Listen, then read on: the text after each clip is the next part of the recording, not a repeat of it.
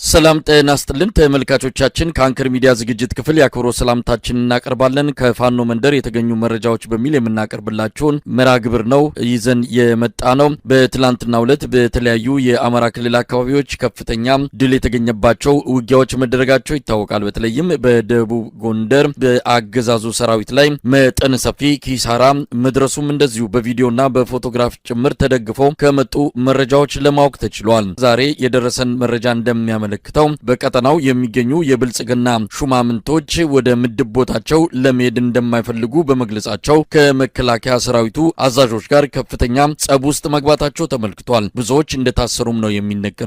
ድሉን መነሻ አድርገን ከድሉ በኋላ የተከሰቱ አንዳንድ ጉዳዮችን ይዘን በዛሬው ዕለት የተከሰቱ የተለያዩ የአውደ ውጊያ ውሎ መረጃዎችን አንድ ላይ አድርገን ወደ እናንተም መረጃዎችን ልናካፍል ተዘጋጅተናል። ከዘውትር ተሳታፊያችን ጋር ነው መረጃዎቹን ወደ እናንተ የምናደርሰው። አብራችሁ እንድትቆዩ ግብዣችን ነው። ወደ አንተ እመጣለሁ። እስቲ ስለ ትላንቱ ድሎች የተወሰኑ ሐሳቦችን እናንሳ።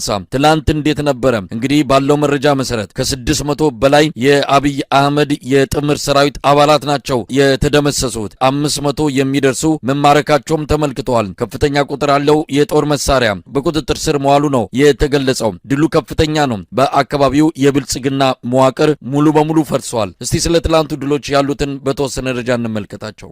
አመሰግናለሁ መሳይ። እንግዲህ በደቡብ ጎንደር ከየካቲት 1 እስከ 4 በተደረገው የዛሬ ወር አካባቢ ማለት የሚያስችል ደረጃ የፋኖ ኃይሎች ከዞኑ የሚገኙ 22 ወረዳዎች ውስጥ 17ቱን ወረዳ ሙሉ በሙሉ መቆጣጠራቸውንና አልፈውም ደብረታቦር ከተማ መቆጣጠራቸው ይታወቃል። የደብረታቦር ከተማ ላይ ፋኖ ከተማዋን ተቆጣጥሮ በዋለበት በ24 ሰዓት ውስጥ 22 ጊዜ የድሮን ጥቃት በከተማዋ ላይ በመጣሉ የፋኖ ኃይሎች በዙሪያው ከበው ከከተማው ህዝቡን ለማዳን ሲሉ ወጣው ነበረ። እንግዲህ የሸሹ የመሰለው የአገዛዙ ጦር ከትግራይ አካባቢ ተመልሶ ወደ ደብረታቦር በርካታ ሰራዊት በተለይ በዋናነት የአድማ ብተናና አጠቃላይ የክልሉ ሚኒሻ ማለት በሚያስችል ደረጃ ደብረታቦር ከተማ ስልጠና በመስጠት ወታደራዊ ስልቶችን በመንደፍ የተሻለ አቅም ያላቸው የተባሉትን ወታደራዊ ውጊያ ብቃት አላቸው የተባሉትን ክፍለ ጦሮች በደንብ አድርጎ አደራጅቶ ንፋስ መውጫ ከተማን መጣው ገብተው ነበረ። ግን 6 ቀን አልቆዩም። ያለምንም ውጊያ ተቆጣጥረውት የነበረው የነፋስ መውጫን ከተማ የፋኖ ኃይሎች ሸሽተዋል፣ ተመተዋል ብሎ ተዘናግቶ በተቀመጠበት ሰዓት የአገዛዙን ጦር ሙሉ ከበባ በማድረግ የላይ ጋይንት ወረዳ ዋና ከተማ ንፋስ መውጫን በርካታ ምሽጎችን በመቆጣጠር በትናንትናው ዕለት ከሌሊቱ 11 ሰዓት እስከ 6 ሰዓት በተደረገው ውጊያ ሰራዊት ተገሏል፣ ተማርኳል። በጣም በርካታ ወታደራዊ ቁሳቁሶች ተገኝተዋል። በአጠቃላይ ፋኖ የማድረግ አቅሙን ያሳየበትና ትልቅ ድል የተጎናጸፈበት ሆኖ ነው የተገኘው። እንግዲህ በተደረገው ውጊያ መሳይ በትናንትናው ዕለት የቀረቡ አንዳንድ መረጃዎች አሉ። አሁን እንደምንሰማው ከሆነ የሟቾች ቁጥር በተለይ በዋናነት የስራ አስፈጻሚ በዞን ውስጥ የሚገኙ የወረዳ ስራ አስፈጻሚዎች ስደተኛ ሆነው ተቀምጠው የነበሩ ንፋስ መውጫ ከተማ ላይ፣ አንበሳሜ፣ ሐሙሲት ከተማ ላይ በስደት ተቀምጠው የነበሩ የብልጽግና አመራሮች ጭምር ተይዘው እንደተወሰዱና በርካቶች እንደሞቱ በአጠቃላይ ግን ትናንትና በተነገረው መረጃ መሰረት ከ651 በላይ የተባለው አሁን ወደ 700 አካባቢ የጸጥታ ኃይልና የብልጽግና አመራሮች ሚኒሻ አድማ ብተና ከ700 በላይ እንደተገደለ በትናንትናው ዕለት 480 ተብሎ ተጠቅሶ የነበረው ምርኮኛ አሁን ወደ 600 እየተጠጋ እንደሆነ መረጃዎች ያመላክታሉ። በርካታ ድሽቃዎችን፣ ሞርተሮችን፣ የክላሽ 1104 የክላሽ መሳሪያዎችን መማረክ መቻላቸውንና ለሚኒሻው፣ ለአድማ ብተናው፣ ለብልጽግና አመራር፣ ለመከላከያ ሰራዊቱ ተተኳሾችን፣ ምግቦችን የጫኑ 15 ወታደራዊ ፓትሮሎችን የፋኖ ኃይሎች በእጃቸው ማስገባታቸውንና ወዲያውኑ ዘዋቸው እንደሄዱ እንዲሁም 29 ሌሎች ተሽከርካሪዎች ወታደራዊ ተሽከርካሪዎች ነው ከፓትሮል የተሻለ ትልልቅ አይሱዞች የመከላከያ መኪኖች በፋኖ ቁጥጥር ስር መግባታቸውን ከግማሽ ሚሊዮን በላይ የሚገመት ተተኳሽ በውጊያ ብቻ መማረክ መቻላቸውን 64 መገናኛ ሬዲዮዎችን መማረካቸውን ከ500 በላይ የእጅ ቦምቦችን መማረካቸውንና በአጠቃላይ በትናንትናው ዕለት በተደረገው ውጊያ የሚያስደንቅ ድል እንደተገኘና የብልጽግና አመራሮች ከ4 ቀንና ከ5 ቀን በፊት በከተማዋ ህብረተሰቡን በግድ ስብሰባ አዳራሽ ውስጥ አስገብተው ብልጽግና ይመረጣል፣ ጽንፈኞችንም ከቀጠናችን እናጸዳለን፣ የምርጫ ምልክታችን የስንዴ ነዶ ነው ብለው ህብረተሰቡን በግድ ብልጽግናን ካልመረጣችሁ በማለት ሲያስፈራሩ ሲዝቱና የጽንፈኛ ኃይሉን እናጸዳለን ብለው ሲሉ የነበሩ ሰዎች ሳይውሉ ሳያድሩ በዛው ከተማ ላይ የፋኖ ኃይሎች እጃቸውን ጨብጠው እንደገና መልሰው በራሳቸው ላይ ጸጸት ውስጥ እንዲገቡ በማድረግ በከተማዋ ላይ እኔን ያየ ይቀጣ ንፋስ መውጫ ከተማ ከንቲባ በፋኖ ተይዞ እኔን ያየ ያየህ ይቀጣ ወንጀለኛ ነኝ አጥፍቻለሁ እያለ ሲለማመጥና ደንግጦ በከተማዋ ላይ ያዞሩ ለህብረተሰቡ ሲያሳዩት ህብረተሰቡም ደስታውን የገለጸበት ሁኔታም ተመልክተናል። በአጠቃላይ በንፋስ መውጫ በደራ ሐሙሲት በአንበሳሜ እስከ ዘንዘልማ ድረስ በነበረው አጠቃላይ ውጊያ ጨጨሆን ጨምሮ የምስራቅ አማራ ቀጠና እና የጎንደር ሁለቱም የፋኖ አደረጃጀቶች የውባንተ አባታ አንደኛ ኮርና የጎንደር ጠቅላይ ግዛት ህዝብ በጋራ ባደረጉት የማጥቃት እንቅስቃሴ በደቡብ ጎንደር ሁለተኛ ድል ተመዝግቧል።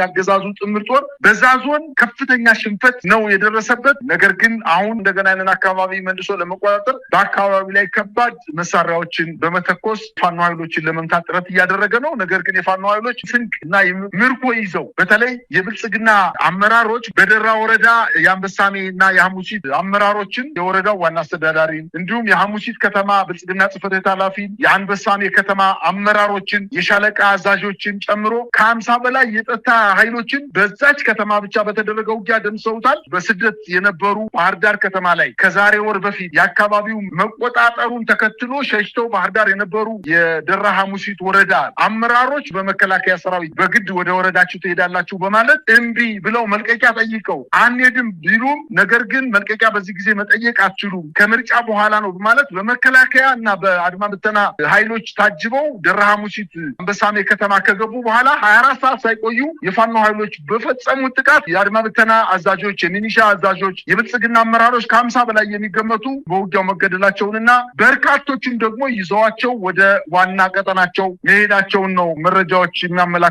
መሳይ እንግዲህ ይሄ ድል ከተገኘ በኋላ በርካታ ነገሮችን እየሰማን እንገኛለን። በተለይ የመከላከያ ሰራዊቱ አዛዦች ከፖለቲካ አመራሮች ጋር ብዙ ግጭት ውስጥ እየገቡ ነው ያሉት። መተማመን የጠፋበት ሁኔታ ነው ያለው። እንግዲህ ተወስደው በፋኖች የሚገኙት በተለያየ መልኩ ከአካባቢው የተሰወሩትን የማፈላለግ ብሎም ወደ ምድብ ቦታቸው አንሄድም የሚሉትን ጭምር መከላከያ ሰራዊት እያደነ ወደ ቦታቸው እንዲመለሱ ካልሆነም እንደሚታሰሩ እያስፈራራ እንደሚገኝ ነው። እስቲ ምንድነው ያለው? እዛ ያለው ብልጽግና መዋቅር ፈርሷል። እንግዲህ መከላከያ በጉልበት ለማጽናት የሚሄደው ርቀት በራሱ መከላከያ ሰራዊቱን ኪሳራ ላይ እየጣለው እንዳለ ነው እያየን የምንገኘው። ምንድነው የሆነው ከዛ በኋላ? መሳይ ታስታውስ ከሆነ የዛሬ ወር ከየካቲት 1 እስከ 4 በተደረገው የዞኑ አጠቃላይ የፋኖ ኃይሎች ጥቃት ሲሰነዝሩ አብዛኛው በተለይ የ17ቱ ወረዳ አመራር የሚኒሻ ኃላፊዎች፣ የአድማ ብተና ኃላፊዎች ደብረታቦር ከተማና ባህር ዳር ከተማ ነው የከተሙት። ቤት ተከራይተው ሰላማችንን አግኝተናል ከእንግዲህ በኋላ ወደዛ ወረዳ አንሄድም ብለው ተቀምጠው ባለበት ሰዓት ከየተከራዩት ቤት አድኖ በስልካቸው በሌላም በስለላም ከያዟቸው በኋላ አፍነው ሊወስዷቸው ሲሉ እኛ አንሄድም፣ በፍጹም ወደዛ አካባቢ አንሄድም፣ መጀመሪያ እኛ እንድንሄድ ከፈለጋችሁ መከላከያ ልካችሁ አካባቢውን አጽሉልን፣ ከዛ በኋላ ነው ህብረተሰቡ የምናስተዳድረው ብለው ጥያቄ ቢያቀርቡ ጥያቄያቸው ተሰሚነት አላገኘም። ከምርጫ በኋላ ነው መልቀቂያ ብትጠይቁ የምንወስዳችሁ፣ ስለዚህ መሄድ አለባችሁ ተብለው ሂደው ተገለዋል፣ ሙተዋል። ይሄንን ያዩ ቀሪዎቹ በተለይ ደብረታቦር ከተማ ላይ የነበሩ የሌሎች ወረዳዎች እስካሁን ድረስ ያልተለቀቁ በርካታ ወረዳዎች አሉ። የፋኖ ኃይሎች በቁጥራቸው ስር አርገው ይዘዋቸው ያሉ የስማዳ፣ እስቴ፣ አንዳቤት፣ የታች ጋይንት፣ አርብ ገበያ አካባቢ ያሉ የመና መቀጠዋ ወረዳ እንዲሁም የፋርጣ ወረዳ አመራሮች ደብረታቦር ከተማ ነው የሚገኙት። አንሄድም ብለው መልቀቂያ ጠይቀው እምቢ በማለታቸው እንዲያው የአድማ ብተናው የመከላከያ ኃይሉ ሌሎችን የብልጽግና አመራሮች እንዲመቱ ያደረጋችሁ ቀድማችሁ መረጃ በመስጠታችሁ ነው በማለት በርካታ የብልጽግና አመራሮች በደብረታቦር ከተማ በሚገኘው የመከላከያ ካምፕስ ታስረው እንደተወሰዱና ምን ሊያደርጓቸው እንደሚችሉ እንግዲህ መገመት ይቻላል። እነዚህን የብልጽግና አመራሮች አንሄድም፣ እኛ ህብረተሰቡ ጠልቶናል፣ ስለዚህ እንደ ወንድሞች እንደ ጓደኞቻችን ሂደን ሳንውል ሳናድር መሞት አንፈልግም፣ ለልጆቻችን መቆየት አለብን። እንዲያውም አንዳንዶቹ አመራሮች አላማ ለሌለው ጦርነት ሂደን መዋጋት አንፈልግም፣ መሞት አንፈልግም ብለው ፊት ለፊት ከመከላከያ አመራሮች ጋር በመጋጨታቸው ወደ መከላከያ ካምፕ ተወስደዋል። ምናልባት እነዚህ ሰዎችም ሊያስወግዷቸው እንደሚችሉ ነው የምገመት። በአጠቃላይ ግን ደቡብ ጎንደር ብልጽግናና መከላከያው ለሁለት ተከፍሎ ከፍተኛ ቁርቋሶ ውስጥ እንደገባና ግጭቶች ሊከሰቱ እንደሚችሉ የአድማ ብተናውም እንዲሁ እኛን ወደፊት አስቀድማችሁ ወስዳችሁ በተለይ በአንበሳሜ ከተማ፣ በሐሙሲት ከተማ እንዲሁም በንፋስ መውጫ ከተማ አብዛኛው እንዲገደል ወይም እርምጃ እንዲወሰድበት የተደረገው የአድማ ብተና ኃይሉ ነው። መከላከያው ከኋላ ሆኖ የከባድ መሳሪያ ሽፋን ሲሰጥ ብቻ እንደነበርና እኛን ለመስዋዕትነት አጋልጣችሁ ሰጣችሁናል በማለት ከመከላከያው ጋር ፍጥጫ ውስጥ እንደተገባ፣ የሚኒሻ ኃይሉ ደግሞ በተለይ ደብረታቦር ከተማ ለተከታታይ 15 ቀን ስልጠና ከወሰደ በኋላ ወደ ነፋስ መውጫ በመከላከያ ታጅቦ የሄደው ሚኒሻ አንዋጋም ብሎ ከነመሳሪያው ወደ ፋኖ ኃይሎችን መቀላቀሉና አብዛኛው ደግሞ ወደ የቤተሰቡ ወደ የተወለደበት አካባቢ ጠፍቶ እንደሄደ ነው መረጃዎች እያመላከቱ የሚገኙት። በአጠቃላይ ግን ደቡብ ጎንደር ላይ ያሉ አመራሮች ከባህር ዳር ታፍነው ከደብረ ታቦር ታፍነው በግዴታ የምርጫ ቅስቀሳ ማድረግ አለባችሁ፣ እኛ ሽፈን እንሰጣችኋለን፣ መከላከያ አለላችሁ እያለ ነገር ግን በዚህ በ3 ቀናት ውስጥ በተደረጉት አጠቃላይ ውጊያዎች ከ50 በላይ የብልጽግና አመራሮች እጅ ሰጥተዋል፣ ተማርከዋል፣ ተገለዋል፣ ቆስለዋል፣ ተይዘው ተወስደዋል። ስለዚህ ጉዳት የደረሰበት በአብዛኛው የብልጽግና አመራር ነው። እንግዲህ ሞታቸውም አያምርም፣ ምርኮባቸውም አያምርም። እንዳየነው ከሆነ የብልጽግና አመራር የሆኑት የንፋስ መውጫ ከተማ ከንቲባ የሆኑት እንግዲህ ከ3 ቀን በፊት ምን ሲሉ ነበረ? አሁን ደግሞ ተይዘው በከተማው ላይ እኔን ያየ ይቀጣ ብለው ለቤተሰቦቹ ለወለዳቸው ልጆቹ ለዘመዶቹ ሀፍረት ሊፈጥር የሚችል ድርጊት ነው የፈጸሙት። ይሄንን አይቶ ወደ ትግል አሁን ወደ ዓላማ ለሌለው ትግል እየተሳተፈ የሚቀጥል የብልጽግና አመራር ካለ የዚህ ሰው እየጣፋንታ ሊደርሰው እንደሚችልና ምናልባት ይህን ሰው እያይተው ወደኋላ ሸሽተው ወይ ከቻሉ የብልጽግና አመራርን ለቀው ወደ ፋኖ ኃይሎች መቀላቀል እንዳለባቸውና ቀሪዎቹ ደግሞ አንፈልግም ብለው በአቋማቸው ጠንተው መልቀቂያ ባይሰጣቸውም አንሄድም ብለው የሚመጣውን መቀበል መቻል እንዳለባቸው እና ቢያንስ እንዲያው በህብረተሰቡ ዘንድ ሞታቸውም እንዲያመር እምቢ ብሎ ነው የሞተው፣ አልቀላቀልም ብሎ ነው የሞተው።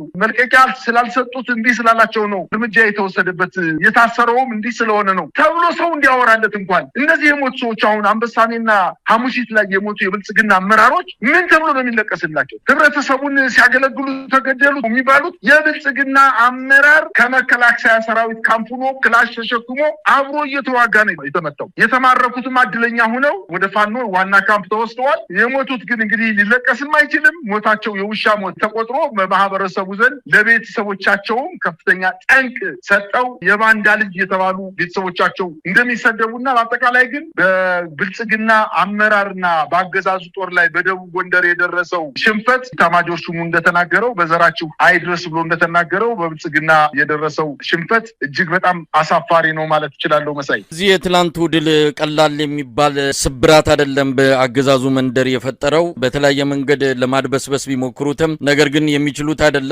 ምርጫ እያሉ እያሰቡ ምርጫ አይደለም በሰላም ወጥቶ መግባት የማይችሉበት መንግስታዊ መዋቅሩን መምራት ከማይችሉበት ደረጃ የደረሱ ናቸው። ይሄ ነገር ወዴት ሊወስድ ይችላል? እንግዲህ ባህር ዳር 35 ኪሎ ሜትር ርቀት ላይ ባለ ቦታ ነው እንዲያንን ነገር እየተፈጸመ ያለው። የባህር ዳር ድል ዕጣ ፈንታ የሌሎችም የዞን ከተሞች ከዚህ የተለየ ሊሆን አይችልም። ነገሩ እየገፋ ሲመጣም የትላንቱ ድል ብዙ ነገርን አመላካች ነው። አብይ አህመድ ሁሉ ነገር እንደ ትላንቱ የሚቀጥል እንደማይሆን እንኳን መቀበል አልፈለገም። ፋኖ በሁሉም አደረጃጀት በፖለቲካውም በወታደራዊም ቁመናውን አሳድጎ ከፍ ወዳለ ደረጃ መድረሱን በተለያዩ እንቅስቃሴዎቹ እያየን ነው። የዚህን ውጤት ደግሞ በእንደዚሁ በአውደ ውጊያና በፖለቲካው ላይ በሚሰሩ የተለያዩ ስራዎች እያየን እንገኛለን። እስቲ ዛሬ የተገኙ ድሎች ካሉ በተለያዩ አካባቢዎች ዛሬም የአውደ ውጊያ ውሎች እንዳሉ ነው መረጃዎች የሚያመለክቱት። ዋና ዋናዎቹን ብታካፍለን። ከዛ በፊት ግን አንድ ሳልጠቅሰው ያለፍኩት ነገር አለ።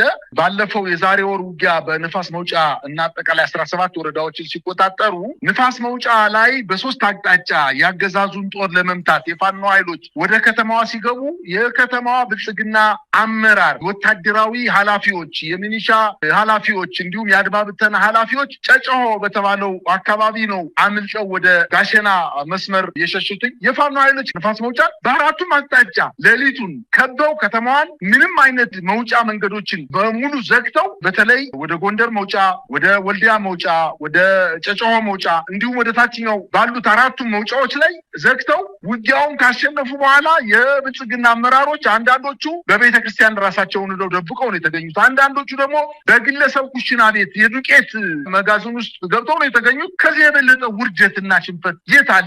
በአጠቃላይ እየተደረገ ያለው ውጊያ ከደብረ ታቦር ነፋስ መውጫ ወልዲያ ዋናው መንገድን ዘግተዋል። ከደብረ ታቦር በጋሳይ በኩል እስቴ መካነ ኢየሱስ ባህር ዳር ወደሚወስደው መንገድ እሱም ተዘግቶ ነበረ። በሶስተኛ ደረጃ ከባህር ዳር ሐሙሲት፣ አንበሳሜ፣ ደራ፣ መካነ ኢየሱስ መንገድ ተዘግቶ ነበረ።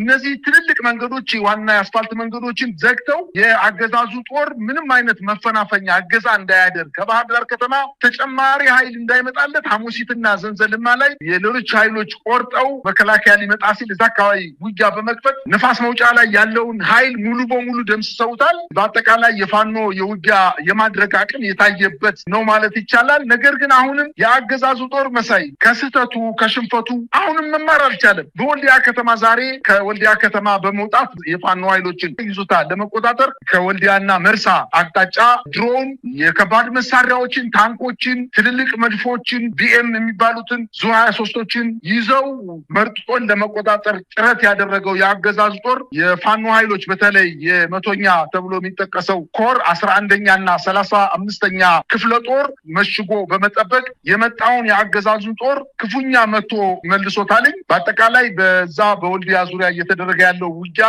አሁንም አቅጣጫው የሰፋ የፋኖ ኃይሎች የማጥቃት አቅማቸውን ያሳዩበትና በተለይ የአገዛዙ ጦር የፋኖ ኃይሎች ጥቃት በሚሰነዝሩበት ጊዜ ከወልዲያ ከተማ ጎንደር በርና ሻህ መሐመድ አላሙዲ ስቴዲየም ላይ በመሆን ከባባድ መሳሪያዎች የወልዲያ ዙሪያ የሚገኙ ቀበሌዎች ላይ መድፍና ዙ 23ቶችን እየተኮሰ እንደሚገኝና ይህን ያደረገበትም ዋነኛ ዓላማ የፋኖ ኃይሎች የማድረግ አቅማቸው እየጨመረ ስለመጣ የአገዛዙን ጦር መርጦን ለመቆጣጠር ከወልዲያ ከተማና ከመርሳ የወጣው ኃይል ተመቶ በመመለሱ ምክንያት ተከታትለው መጠው ወልዲያን ይዟቷል በማለት ለማስፈራራትና ምናልባትም የፋኖ ኃይሎች ወደ ከተማው እንዳይገቡ ለማድረግ ዝም ብሎ ውድን ብሱን እየተኮሰ ነው እየዋለ ያለው። እንግዲህ በተመሳሳይ በመቄት ወረዳ አግሪትና ደብረዘቢጥ አካባቢ አሁንም የከባድ መሳሪያ ተኩስ እየተደረገ እንደሆነና የአገዛዙ ጦር የተነጠቀውን በተለይ ከደብረታቦር ወልዲያ መስመር ያለውን ዋና የአስፋልት መንገድ የምስራቅ አማራንና የመካከለኛው አማራን የሚያገናኘው ዋናው የአስፋልት መንገድን ለማስለቀቅ በከፍተኛ ደረጃ ሰራዊት አደራጅቶ የከባድ መሳሪያ ጥቃት የከፈተ ቢሆንም እስካሁን ድረስ ምንም ፈቅ ያለ ነገር ማግኘት አለመቻሉንና የፋኖ ኃይሎች በደንብ ተደራጅተው ውጊያ የገጠሙት መሆኑንና በአጠቃላይ በሽንፈት እየተጠናቀቀ የመጣ ይመስላል የደቡብ ጎንደሩ ውጊያ ማለት ይችላሉ። መሳይ እንግዲህ ብዙ ነገሮችን እየሰማን እንገኛለን። አብይ አህመድ በኤርትራ ላይ ጦርነት ለመክፈት የተሰናዳ ነው በሚባልበት በዚህ ወቅት ላይ የተፈጠረው ዓለም አቀፍ ክስተት በተለይም መካከለኛ ምስራቅ ላይ ያለው ሁኔታ ብዙም ሐሳቡን የጦርነት ረሃቡን ጥሙን እንዳይቆርጥ አድርጎታል። ምክንያቱም የነዳጁ ጉዳይ ጦርነት ለማከናወን በማያስችል ሁኔታ የመከላከያ ሰራዊቱን እንቅስቃሴ ገትሮ አስቆሞ እንደያዘው ነው የሚነገረው። በዚህም በአማራ ክልልም ሆነ በኦሮሚያ የሚያደርገውን ወታደራዊ እንቅስቃሴ ከፍተኛ ችግር እየፈጠረበት እንዳለ ሰራዊት ለማጓጓዝ የሚጠቀምበትን ነዳጅም ጭምር በቀላሉ እንደበፊቱ ለማግኘት የሚያስችል ሁኔታ እንደሌለ እየተነገረን ያለው ምንም እንኳን አሁን በአዋጅ ደረጃ ወይም በመመሪያ ደረጃ የነዳጅ ስርጭቱ ትኩረት ለጸጥታና ደህንነቱ እንዲሆን የሚያስችል መመሪያ ቢያወጣም በዛን ተከትሎ የሚመጣው አጠቃላይ የኢኮኖሚ ቀውስና የህዝቡ ቁጣ ሌላ ፈተና ሆኖበት ሊመጣ እንደሚችልም የሚጠበቅ ነው።